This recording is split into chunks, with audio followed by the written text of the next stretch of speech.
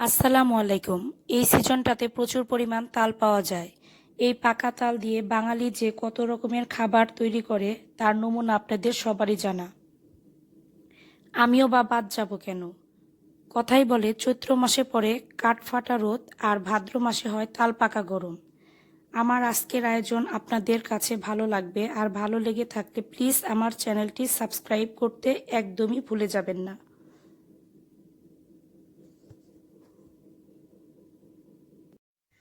প্রথমে আমরা পাটিসাপটা পিঠার পুরটা তৈরি করার জন্য একটি প্যানে 2 কাপ দুধ নিয়ে নিচ্ছি। আর মিষ্টি করার জন্য আমি চিনি নিয়ে নিচ্ছি। আপনি চাইলে গুঁড়ো ব্যবহার করতে পারেন, এটার কোনো মাপঝোঁক নেই। সেই সাথে হাফ কাপ দিয়ে দিচ্ছি নারকেল কুড়া, আর সাথে দিয়ে দিচ্ছি 2 টেবিল চামচ পরিমাণ চালের গুঁড়ো। আপনি চাইলে সুজিও দিতে পারেন, তবে চালের গুঁড়ো বেস্ট। তারপরে 1 কাপ তালের রস দিয়ে দিচ্ছি। তারপরে প্রথমে একসঙ্গে নেড়ে চেড়ে মিশিয়ে নিব। তারপর চুলার আঁচটা মিডিয়াম লোতে করে দিব। আস্তে আস্তে এভাবে নাড়তে হবে।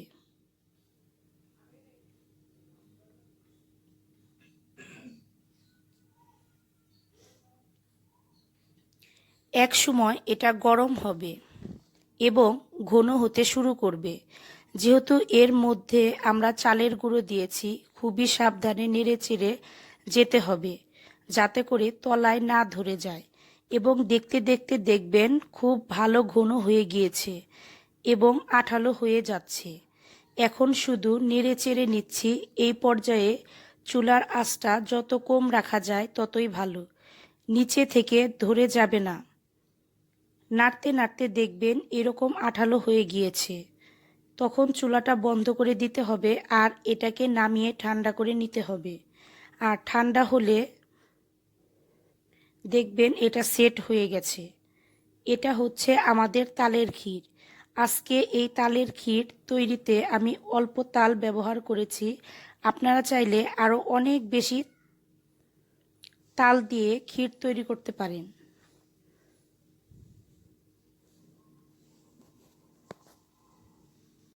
এরপর আমরা পাটিসাপটার বাইরের আবরণের যে রুটিটা, সেটার জন্য বেটার তৈরি করব। প্রথমে আমি 1 কাপ দুধ নিয়ে নিচ্ছি। জাল করা পাতলা দুধ আমি ঠান্ডা করে নিয়েছি। এরপর 1 কাপ পরিমাণ ফ্রোজেন করা তালের রস দিয়ে দিলাম। বরফ গলার পর এটা বেশ পাতলা হয়েছে। আপনারা চাইলে ঘন ব্যবহার করতে পারেন, তবে হাফ কাপ দিলেই চলবে। এবারে দিয়ে দিব 3 টেবিল চামচ চিনি। বাইরের বেটারের জন্য বেশি মিষ্টি ব্যবহার করব না। আর দিয়ে দিব সামান্য লবণ। এখন দিয়ে দিলাম 1 কাপ চালের গুঁড়ো আর হাফ কাপ ময়দা, যাতে করে পিঠাটা ঠান্ডা হওয়ার পর নরম থেকে যায় এবং ফেটে না যায়। একসঙ্গে নেড়ে চেড়ে ভালো করে মিশিয়ে নিব যতক্ষণ না চিনি লবণ গলে যাচ্ছে। তারপরে একসঙ্গে নেড়ে চেড়ে মিশিয়ে নিব। আমরা এখানে যে বেটারটা তৈরি করেছি সেটা মোটামুটি পাতলা হবে, পোয়া পিঠার মতো ঘন হবে না। তাহলে কিন্তু প্যানের মধ্যে রুটিটা ছড়াতে পারবো না। এই অবস্থায় বেটারটা দেখতে কিন্তু মনে হচ্ছে শুকনো গুঁড়ো দিয়ে বেটারটা তৈরি করেছি। কিছুক্ষণ রাখার পরে পুরোটা ফুলে উঠবে, তখন এটা ঘন হয়ে যাবে। সেজন্য আমি এর মধ্যে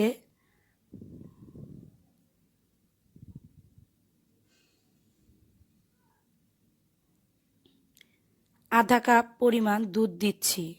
আপনারা চাইলে দুধের পরিবর্তে পানি দিতে পারেন, তবে দুধ দিলে তো অবশ্যই টেস্ট বেশি হবে। তারপরে আবারও নেড়ে মিশিয়ে নিচ্ছি। টোটাল লিকুইড দুধ আমি এখানে 1.5 কাপ দিয়েছি। যেহেতু তালের রসটা একটু পাতলা ছিল, তো আপনারা তালের রস যদি ঘন হয় সেক্ষেত্রে 2 কাপ পর্যন্ত দুধ লাগতে পারে। এবারের কনসিস্টেন্সিটা একদমই ঠিক আছে। এখন এটাকে 10 মিনিটের জন্য ঢেকে রাখবো। তারপরে আমি পিঠা বানাতে শুরু করব।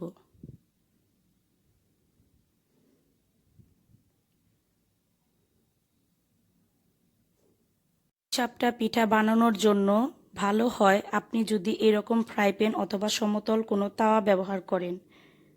আর চুলার আঁচটা রাখতে হবে মিডিয়াম লোতে, অর্থাৎ অল্প আঁচে পিঠাটা বানাবো।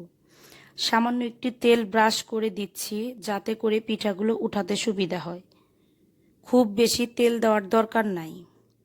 তারপর আপনার পছন্দের মতো করে এক হাতে সে বেটারটা দিয়ে দিতে হবে। হালকা করে একটু ঘুরিয়ে দিতে পারেন, এতে করে এটা ছড়াবে আর রুটিটা কিছু বড় হবে।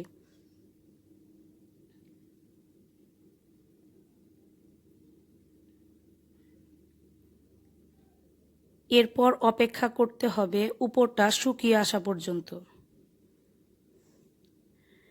তারপরে এর উপরে এক সাইডে আমরা যে পুরটা তৈরি করে রেখেছিলাম সেটা আপনার পছন্দের মতো করে সাজিয়ে দিতে হবে। একটু লম্বা করে তারপর এক পাশ থেকে পাটির মতো করে মুড়িয়ে দিতে হবে। আমি যে পিঠাটি মুড়াচ্ছি আপনারা এটা মসৃণ বা অপেক্ষাকৃত কম ছিদ্রওয়ালা পিঠা পছন্দ করেন, সেক্ষেত্রে তাওয়াটা খুব বেশি গরম দেওয়া যাবে না। আর দেখতেই পাচ্ছেন এটা কতটা মসৃণ হয়েছে। আমি আরেকটি পিঠা বানিয়ে দেখাচ্ছি।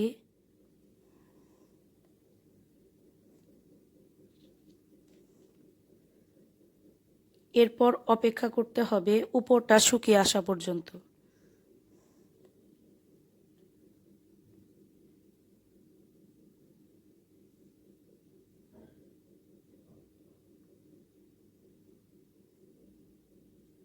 এক পাশ থেকে পাটির মতো করে মুড়িয়ে দিতে হবে। আর যে পিঠাটি মুড়াচ্ছি এটা বেশি ছিদ্রওয়ালা পিঠা, যারা পছন্দ করেন সেক্ষেত্রে তাওয়াটা আমি খুব বেশি গরম করছি। আর দেখতেই পাচ্ছেন এর গায়ে বেশি ছিদ্র হয়েছে।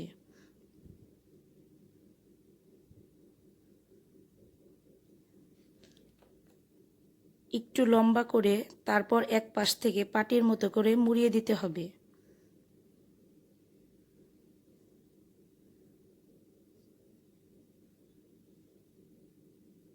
আর দেখতেই পাচ্ছেন এর গায়ে বেশি ছিদ্র হয়েছে, কারণ আমি তাওয়াটা খুব বেশি গরম করেছি। এইভাবে করে পিঠাগুলো বানিয়ে নিতে হবে। এইভাবে করে পিঠাগুলো একে একে করে পছন্দ মতো পিঠাগুলো বানিয়ে নিতে হবে। এবারে পিঠাগুলো আমি একটি প্লেটে সাজিয়ে নিচ্ছি। যতখানি আমার বেটার এবং পুর তৈরি করেছিলাম তাতে আমার 14টার মতো পিঠা হয়েছে। আর পিঠাগুলো খেতে কিন্তু ভীষণ মজার। যেমন পুর তেমন বাইরের অংশটা তালের মিষ্টি গন্ধ আর স্বাদে ভরপুর। আপনারা বাসায় অবশ্যই ট্রাই করবেন। আর ফ্রেশ তালের রসটা দিয়ে তৈরি করলে তো পিঠার স্বাদ আরও বহুগুণে বেড়ে যায়। একটা পিঠা আমি আপনাদের ভেঙে দেখাচ্ছি। এটা একেবারে ঠান্ডা হয়ে যাওয়ার পরের অবস্থা। এটা দেখুন কতটা সফট হয়েছে। আশা করছি রেসিপিটি ভালো লেগেছে। সবাই ভালো থাকুন। আল্লাহ হাফেজ।